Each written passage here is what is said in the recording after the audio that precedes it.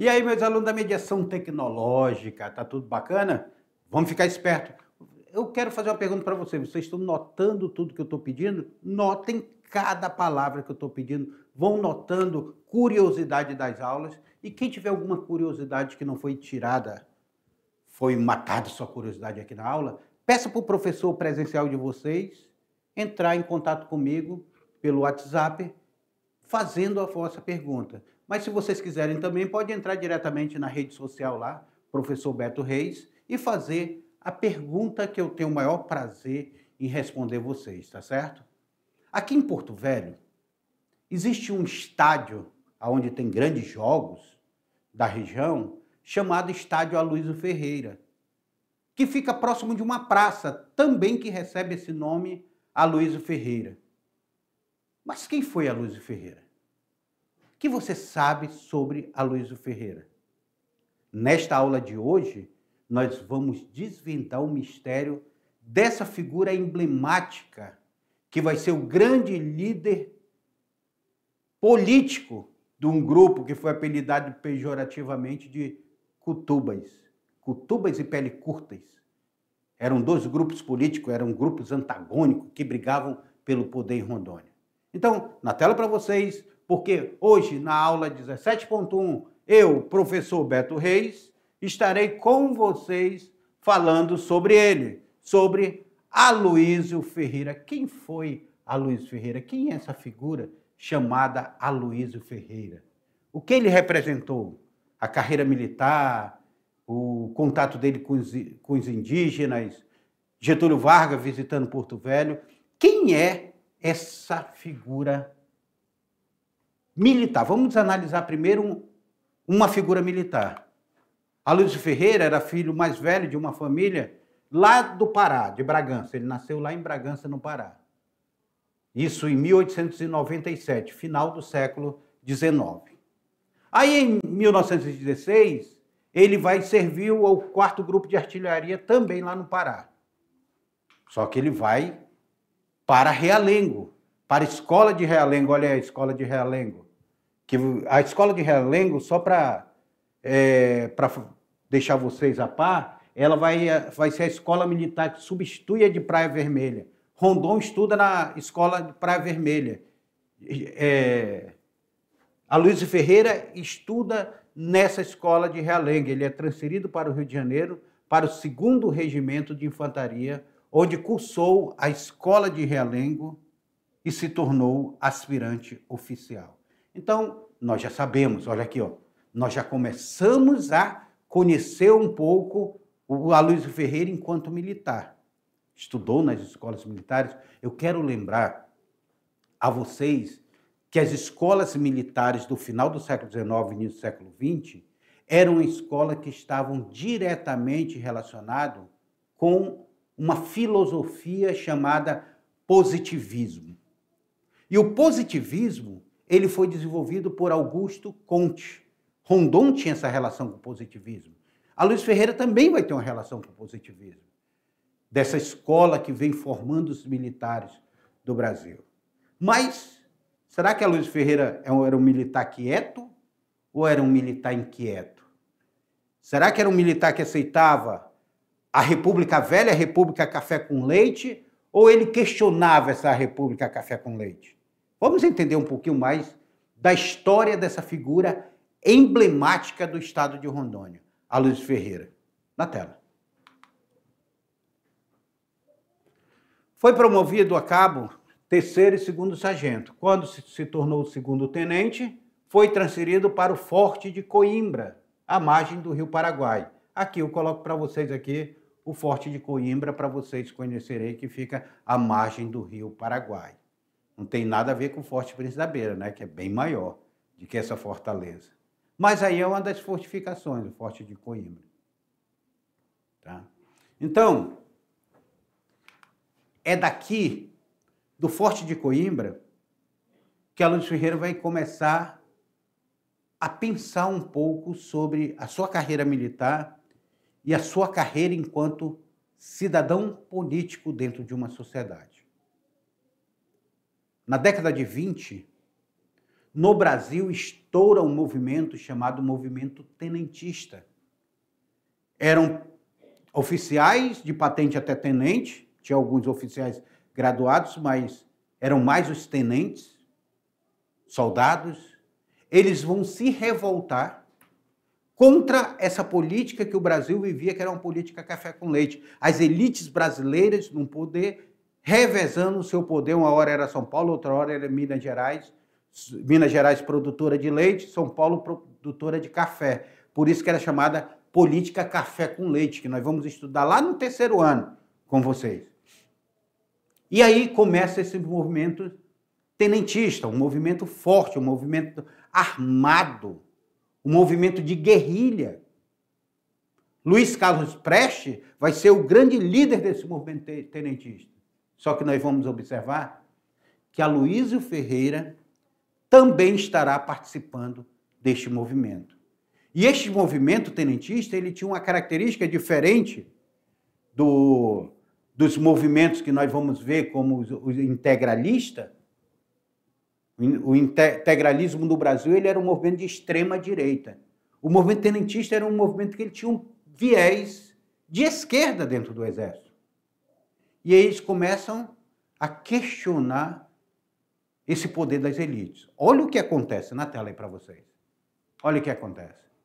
Hermes da Fonseca, que tinha sido presidente também do Brasil, é um militar que presidiu o Brasil. Em 1924, Aloysio Ferreira estava no comando do Forte Coimbra quando Hermes da Fonseca ele vai liderar um movimento dos oficiais de Realengo. Hermes da Fonseca marchou com oficiais. E olha que Hermes vai se tornar presidente do Brasil. Entre 1921 a 1924, olha aí, década de 20, tá? 1921 a 1924. Vamos mudar aqui. Aloysio Ferreira serviu em várias unidades do Exército do Rio de Janeiro, Mato Grosso e Pará. Então, ele trabalhou tanto no Rio de Janeiro, quanto no Mato Grosso, quanto no Pará. Neste último ano, participou da rebelião tenentista. Quando ele estava no Pará, teve a rebelião tenentista e ele vai participar dessa rebelião. Tendo seguido de Manaus, no Amazonas, com um contingente comandado pelo tenente Magalhães Barata, que tomou a fortificação de Óbidos, no Pará. Aí, vem cá comigo, aí nós vamos perceber um Aloysio Ferreira militando, um Aloysio Ferreira dentro desses movimentos que estava sendo puxado, alguns movimentos por Hermes da Fonseca, lá em Realengo, e Aloysio participando, já estava no Pará, estava trabalhando no Pará, e ele vai se juntar às tropas para tomar Óbidos. Só que esse movimento tenentista, ele vai ser combatido pelo governo central, pelo governo brasileiro. E esse movimento tenentista vai perder, não ganha, vai se desfacelar completamente. Olha o que acontece na tela. Com o fracasso da Revolução de 1924 no Amazonas, houve um fracasso dessa revolução, alguns revolucionários internaram-se na região do Vale do Madeira. Internaram-se significa fugiram para o Madeira para não se entregarem aos legalistas. Enquanto o segundo tenente Aloysio Ferreira veio, sabe para onde? Para o Vale do Guaporé. Se escondeu em Guajará-Mirim, trabalhou no seringal Laranjeira, que era da família de Américo Casara. A família Casara, ela possuía vários seringais ali para a região do Guajará-Mirim. Tá? Família Casara, família Nesbi, tem histórico de seringais lá. E o Aloysio Ferreira vai estar em um seringal, o seringal Laranjeira, que pertencia à família Casara. Então, nós já estamos vendo aqui um Aloysio Ferreira em fuga. Quem vai fugir também, vai passar por aqui, indo para a Bolívia, vai ser o próprio Luiz Carlos Prestes, que comandou a coluna Prestes. Ele vai fugir para a Bolívia, depois da Bolívia ele vai para a União Soviética, que já era a União Soviética. Quando ele volta da União Soviética, ele funda no Brasil o Partido Comunista Brasileiro. Tá certo? Mas isso é uma história que eu vou trabalhar com vocês lá no 3º ano. Aloysio Ferreira, o que eu quero dizer para vocês? Que o Aloysio Ferreira, ele era do movimento tenentista e ele vai fugir e se esconder aqui nos Seringais. Nesse meio tempo que ele está escondido nos Seringais, ele vai começar a ter contato com os indígenas. E esse contato deles com os indígenas vai mudar um pouco sua história. Porque o contato dele com os indígenas vai aproximar ele daquela figura que criou em 1910 o SPI-LTN, Serviço de Proteção, entre aspas, ao Índio e Localização dos Trabalhadores Nacional. O SPI, depois vira só SPI, foi fundado por Rondon. E o Aloysio Ferreira, no contato com os índios, ele começa a escrever sobre os indígenas, sobre esses povos indígenas macurapis, sobre... Não vou contar, daqui a pouco eu falo dessa relação dele com os indígenas. Já falo para vocês sobre essa relação dele com os indígenas. Aproveitando a oportunidade que se oferecia, ele, um descendente de Caetés, ele próprio era descendente indígena, iniciou o estudo sobre indígenas regionais, notadamente os Macurape e Tupari, os indígenas da etnia Macurape e Tupari, na região do Vale do Guaporé. Em 1928, apresentou-se às autoridades militares em Belém, onde ficou preso por 7 meses, sendo julgado e absolvido. Então, Aloysio Ferreira, que ele próprio era um descendente de Caetés, ele vai se aproximar dos Macurapes e dos Tupari, porque ele está lá na região do Guaporé. E o povo Tupari ficando lá, lembra da aula 2 que nós falamos sobre o povo Tupari? É bom vocês sempre estarem reassistindo aquela aula sobre os povos indígenas. Aqui uma foto dele tirada com os indígenas Macurape. Aloysio Ferreira com os indígenas Macurape. E eu quero lembrar vocês, vamos abolir a palavra índio do nosso vocabulário. Às vezes a gente é traído pelo costume que a gente fala, né? Mas vamos procurar se policiar. Hoje nós não chamamos mais esses povos originários de índios, que é uma forma de tentar colocar como sendo um povo só. Eles são muitos, culturas diferentes, língua diferente. Olha o IBGE trazendo aí mais de 280 línguas diferentes faladas no Brasil pelos povos indígenas. E esses povos, vamos chamar eles de indígenas, no máximo, ou povos originários. O mais aceito ainda é povos originários. E aí ele está aqui com os povos, povo Macurape, tá? Os indígenas Macurape. E ele está aqui, e ele começa a fazer um estudo e manda para o Rondon. O Rondon disse, olha, primeiro, o Rondon era legalista, era positivista e tudo, você é um fugitivo da justiça do Exército Brasileiro. Então você se entrega, e aí a gente volta a conversar. E o Aloysio Ferreira fez isso, ele se entrega, ele é preso lá em Belém do Pará, ele vai ser preso, ele vai ficar alguns meses presos, mas depois ele vai ser absolvido. E ao ser absolvido, ele retorna para Porto Velho. Agora havia um diálogo dele com o Marechal Rondon. Marechal Rondon disse, agora eu quero você como militar e conhecedor da região, que ele já tinha conhecido toda a região, ele disse, agora eu quero você trabalhando nas linhas telegráficas. Você vai trabalhar sob o comando do meu genro. Quem era o genro do Rondon? Major Amarantes. E aí Aloysio Ferreira sai. Só que quando ele está chegando a Santo Antônio, o Major Amarantes é acometido de uma doença, aqui no Vale do Guaporé, e morre. Tanto é que é o único da expedição Rondon, dos líderes da Expedição Rondon, que é sepultado aqui em Porto Velho, no Cemitério dos Inocentes, o Major Amarante. Então, Aloysio, quando chega a Porto Velho, ele já chega para assumir as linhas telegráficas, ele já chega como diretor das linhas telegráficas.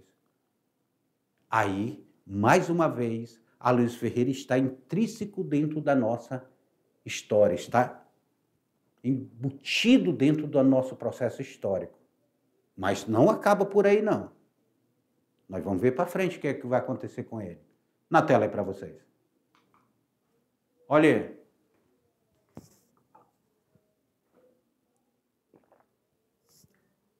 Aquilo que eu falei para vocês. O trabalho de Aloysio chega até o Marechal Rondon, que convidou para integrar a Comissão Rondon, sendo enviado para Porto Velho, onde serviria sobre as ordens do Major Silvestre Amarante. Só que Silvestre Amarante ele vai morrer em 1929, aos 49 anos, vítima de tifoide. Major Amarante vai ser vítima dessa doença, que é a febre tifoide, e aí ele não vai ficar sob o comando do Major Amarante. E o Aloysio Ferreira ele se torna muito próximo de Rondon. Tanto é que depois, quando Getúlio Vargas vai tomar o poder, que vai condenar Rondon, ele vai ser um dos grandes defensores de Rondon. E aí está ele. Quem vocês acham que é Rondon e quem vocês acham que é Aloysio Ferreira? Aí. Quem é esse daqui? E quem é esse daqui?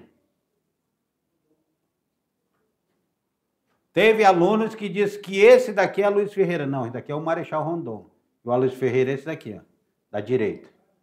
Tá? Então, vamos aqui, ó. Marechal Rondon e esse Aloysio Ferreira. Os dois aí se encontrando. Os dois se encontrando. Aloysio e Marechal. Aloysio Ferreira e Marechal. Olha, esse daí é Rondon e esse Aloysio Ferreira. Os dois aí que vão fazer uma grande diferença dentro do processo da história do nosso Estado. O nosso Estado que leva o nome de Rondon. Mas Aloysio Ferreira ele vai estar mais envolvido com a história do nosso Estado, porque o envolvimento dele não parou por aí, não. Por que não parou por aí? Porque em 1930, nós temos a Revolução de 1930, leva Getúlio Vargas ao poder. E Getúlio Vargas vai dar um golpe de Estado e depois o presidente Washington Luiz.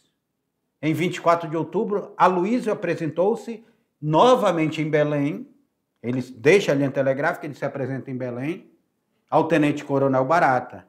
Aí o que vai acontecer com Aloysio Ferreira? Ele foi promovido a capitão e retornou a Porto Velho. Meus queridos, vem cá comigo aqui, vem cá comigo. Imagine vocês. Rondon já tinha colocado Aloysio Ferreira para trabalhar na ciência telegráfica. Getúlio Vargas, em 1930, quando ele dá o golpe militar, que ele depõe o Washington Luiz, eu quero lembrar que o Washington Luiz tinha apoiado a candidatura do Prestes, não Luiz Carlos Prestes, tá? Mas do Júlio Prestes à presidência da República, contra o... Nós tínhamos o vice-presidente, era de Pernambuco, João Pessoa. João Pessoa e Getúlio Vargas eram candidatos e vão perder para o candidato do Washington Luiz. E eles vão dizer que foi a fraude, tudo. No meio tempo aí, o governador, que era candidato aqui, João Pessoa, ele vai ser assassinado. Isso gera uma comoção nacional e eles vão utilizar esse assassinato de João Pessoa como se fosse uma facada. Eles vão utilizar esse assassinato, para tomar o poder. Mas olha, devido à comoção popular, Getúlio Vargas toma o poder, depõe o Washington Luiz. E sabe quem vai apoiar Getúlio Vargas? Aquele movimento da década de 20. o movimento tenentista. Apoia Getúlio Vargas na sua tomada de poder. Getúlio Vargas, ao assumir o poder, basicamente ele rasga a Constituição. Não tem Constituição. Ele vai governar por decreto-lei. Ele integra as intervenções nos estados. Ele vai colocar pessoas aliadas dele, principalmente militares, o movimento tenentista, para governar os estados brasileiros. E aqui em Porto Velho, o que acontece aqui em Porto Velho? A Estrada de Ferro Madeira Mamoré pertencia a uma empresa norte-americana. Lembra que quem construiu ela foi a May Jack Randolph, a partir da Brasil Railway Company e da Madeira Mamoré Railway Company, que pertencia a Percival Farquhar, ou Percival Farquhar. Em 1931, Getúlio Vargas, devido a problemas que a Estrada de Ferro tem, ela já não estava mesmo ganhando dinheiro, Getúlio Vargas vai estatizar a Estrada de Ferro Madeira Mamoré. A Estrada de Ferro Madeira Mamoré, ela deixa de ser norte-americana e ela passa a ser do Estado brasileiro. Estão entendendo até aí? Tá bacana? Então, Estrada de Ferro era dos Estados Unidos. Erguia a bandeira dos Estados Unidos. Jornal que se lia lá era The Porto Velho Times, era um jornal norte-americano. Agora, de uma hora para outra, ela passa a ser brasileira. E quem era do movimento tenentista, que apoiou Getúlio Vargas, que estava por aqui, por essas paragens do Poente? Era ele, Aloysio Ferreira. Aloysio Ferreira, então, vai ser escolhido para ser o primeiro diretor brasileiro da Estrada de Ferro Madeira Mamoré. É aí que ele ganha força política também no governo de Getúlio Vargas, e depois é ele que defende o Rondon, porque o Rondon ele vai ser perseguido no governo de Getúlio Vargas. Vão inventar um monte de coisa lá, que as linhas telegráficas tinha havido corrupção nas linhas telegráficas, e vão condenar o Rondon, e o Rondon vai se esquivar disso daí, mas Rondon vai ser preso, vai passar 30 dias preso. E o Aloysio Ferreira foi um grande defensor de Rondon. E ele era ex-movimento tenentista. Agora ele se torna diretor da Estrada de Ferro Madeira Mamoré. Mais uma vez, o Aloysio Ferreira ele entra no processo histórico da formação de Porto Velho e de Rondônia. Na tela para vocês. Olha aí, ó. Getúlio Vargas visitando... Olha eu com Getúlio Vargas aqui, ó. Estava lá com Getúlio Vargas. Estava lá. Olha, o que a gente não faz no croma, né? Eu aí com Getúlio Vargas chegando, Getúlio Vargas vem a Porto Velho. Mas vamos entender bem essas paragens do Poente aqui. Vamos entender. Primeiro deixou. E aí, Betinho, tudo bem? Tá legal aí com Getúlio Vargas? Tá? Pessoal, aqui dali era um hidroavião. Getúlio Vargas andava, como ele estava na Amazônia, precisava ser hidroavião, porque nem toda cidade tinha aeroporto. Então eles pousavam no rio mesmo, no hidroavião. Hidroavião ele pousa tanto na terra quanto na água. Olha os barcos a vapor. Essa foto é emblemática, que ela tem vários recortes dela. Getúlio Vargas esteve em Manaus e o Aloysio Ferreira descobre que Getúlio Vargas tinha tido em Manaus e vai convidar o Getúlio Vargas para vir a Porto Velho. Porto Velho, neste momento de 1940, era a última cidade do estado do Amazonas. Do AM, do Amazonas. Então, Getúlio Vargas vem passar 3 horas aqui para conversar com a Aloysio Ferreira. Getúlio Vargas passou 3 dias. 3 dias aqui. Veio passar 3 horas, passou 3 dias. Aí ele inaugura o bairro Caiari, ele inaugura os Correios, ele vai inaugurar várias obras aqui que estão sendo construídas, ele vai estar inaugurando. E vai estar conhecendo, ele se encanta por Porto Velho daquele momento, Getúlio Vargas. Cidadezinha pequena, aconchegante, que tinha uma estrutura grande devido à estrada de ferro Madeira Mamoré, chamava a atenção daquele momento. E o grande articulador vai ser o Aloysio Ferreira. Ele é o grande articulador dessa formação do território federal do Guaporé. Porque ele vai utilizar esta visita de Getúlio Vargas para depois, aqui ó, mais uma foto antiga, ele vai utilizar essa visita. Que ele estava nomeado como diretor, que ele é nomeado em 10 de julho de 1931.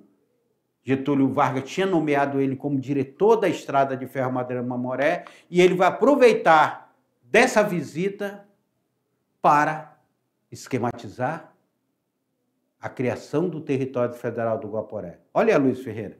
Aloysio Ferreira aí com Charles Schocknis, um dos ferroviários, construtores da Estrada de Ferro Madeira Mamoré. Aloysio Ferreira e Charles Schocknis.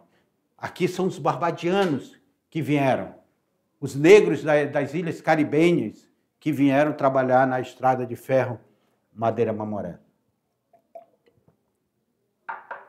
Inclusive, ele era pai de Rosilda Schocknis. O pai era avô da Rosilda Schocknis, uma grande amiga lá da SEDUC, que morreu de acidente de carro. Aloysio Ferreira, como ferroviário, e Charles Schocknis, construtor da Estrada de Ferro Madeira Mamoré. Em 1940, Getúlio Vargas fazia uma visita a Manaus. Aloysio, então, convenceu o presidente de visitar Porto Velho. Eu vou chamar a atenção para vocês o seguinte. Deixa eu fazer aqui uma linha aqui, ó. Tá vendo que Aloysio Ferreira preferia ter foto ao lado de mulheres e de crianças? Por quê? Porque o Aloysio Ferreira tinha uma estatura baixa. Se ele tirasse foto muito próximo de pessoas altas, ele iria aparecer muito baixinho. E tinha todo... Deixa eu falar essa fofoca aqui para você. Vem cá que tem uma fofoca quentinha para você. Não falo para ninguém não, tá? Só é entre nós aqui essa fofoca. Aloysio Ferreira era baixinho. O fotógrafo, quando ia tirar foto dele, tinha que se baixar para tirar foto de baixo para cima, para ele se mostrar imponente. Isso fazia parte do trabalho da imagem dele como um grande líder. Ele ia tirar foto, ele preferia estar ao lado das mulheres, que eram na estatura dele. Aí ele não aparecia tão baixo. Ou crianças. Getúlio Vargas tem muitas fotos com crianças. Quando era ao lado de alguma autoridade muito alta, ele dava um passo à frente e a autoridade ficava um pouco atrás, porque dava a impressão de profundidade da mesma altura. Tinha toda uma técnica para ficar fotografando Jorge Teixeira. Ele não gostava muito de ser considerado baixinho, não. Porque ele era um poderoso homem que tomou o Brasil, que fez a Revolução, período getulista. Então, essa chegada de Getúlio Vargas, em 1940, é a chegada que ele vai fazer visitas às colônias agrícolas, vai ser recepcionado pelas autoridades eclesiásticas e políticas da época. Aqui ele descendo, olha lá, o hidroavião lá em cima, e ele vindo numa canoa, descendo do hidroavião. Eu quero deixar registrado aqui que essas fotos elas foram colorizadas por Luiz Claro. Essas fotos eram preto e brancas, tá? Eram desse jeito aqui essas fotos. Aí o Luiz Claro vai lá e coloca cores nela. Não existia cor, máquina colorida naquela época. Um trabalho muito bem feito dele. Tem várias fotos que ele colorizou de Porto Velho da nossa história. Então, nós temos aqui o Aloysio Ferreira presente a Porto Velho, visitando Porto Velho. E daqui, quem sabe, não saiu esse encanto dele. Olha ele no Colégio Maria Auxiliadora. Aloysio Ferreira lá, Getúlio Vargas aqui, ó. Aloysio e Getúlio Vargas. Percebam vocês que o ângulo dessa foto está de baixo para cima. Ela não está no mesmo patamar aqui, de cima para baixo ou reta, ela está uma foto tirada de baixo para cima. Tá? O ângulo dela. Então, isso não mostrava ele tão pequeno. As pessoas que estavam próximo dele têm que se afastar um pouquinho para fazer esse ângulo de ele parecer do tamanho deste outro aqui que está em outro patamar. São técnicas de fotografia e ele era muito esperto dentro dessa fotografia. Imagina, ele ia aparecer tão baixinho aqui. Olha, esse mais alto aqui, ele deixaram ele lá para o canto. Ó, tu vai ficar lá no canto, que isso se tu sair na foto. Tu vai ter sorte se tu sair na foto, é muito alto. Tá? E esse daqui, esse outro aqui que estava sempre com ele, ficava lá atrás, porque era muito alto, ó, quase o tamanho da porta, ficava lá atrás, lá na Auxiliadora. A Auxiliadora era um colégio de freiras aqui, por isso que nós temos uma freira. Um colégio de freira muito famoso. Nós temos a Auxiliadora, Laura Vicuna, Colégio Dom Bosco, que era dos padres, que a educação salesiana ela foi muito presente na Amazônia. Eu e o Humaitá, eu estudei no colégio salesiano, tanto do Dom Bosco quanto no Patronato Maria Auxiliadora, lá em Humaitá. E tinha esse viés religioso e educacional, muito interessante isso daí. Mais na tela para vocês observarem. Porto Velho, Colégio Maria Auxiliadora, no evento do então Aloysio Ferreira, presidente Getúlio Vargas, e comitiva durante a visita na cidade. Foto de Hearst Preston, uma foto de 1940, outubro de 1940, e uma foto do Colorete Bay de Luiz Claro em 2022. Tá? Então, essas fotos todas foram tiradas pelo fotógrafo oficial, Hearst Preston, e foram colorizadas por Luiz Claro. Só para a gente dar os devidos créditos. E aí, ó, Aloysio Ferreira não era tão mais alto que Getúlio Vargas, então ele podia ficar ao lado. Esse daqui não ficava ao lado de Getúlio Vargas. Esse daqui tinha que dar um passo atrás de Getúlio Vargas. Então tem todo... Aí, antes de eu falar desse decreto, vem cá comigo. Aí o que acontece? O Aloysio Ferreira visita Porto Velho e vai embora. Setembro ali, ele vai embora. Quando ele vai embora, fica uma esperança. Deixa eu voltar até a foto anterior. Quando ele vai embora, fica uma esperança aqui. O que nós vamos fazer por essa região? Começa um movimento de tentativa de emancipação. Nós tínhamos Guajará-Mirim e Santo Antônio, que eram cidades que pertenciam ao Mato Grosso. E nós tínhamos Porto Velho e Lábrea. O que Lábrea tem a ver com isso, professor? Vocês já vão entender. Nós tínhamos Porto Velho e Lábrea que pertencia ao Amazonas. Olha o que acontece aí. Na tela. Na tela. O que acontece? Em 13 de setembro de 1943, através do Decreto-Lei 5.812, criou 5 territórios federais, dentre eles o Território Federal do Guaporé. Quais são os 5 territórios federais que foram criados? Ponta Porã, que foi anexado ao Mato Grosso, Iguaçu, que foi anexado ao Paraná, Rio Branco, que virou o estado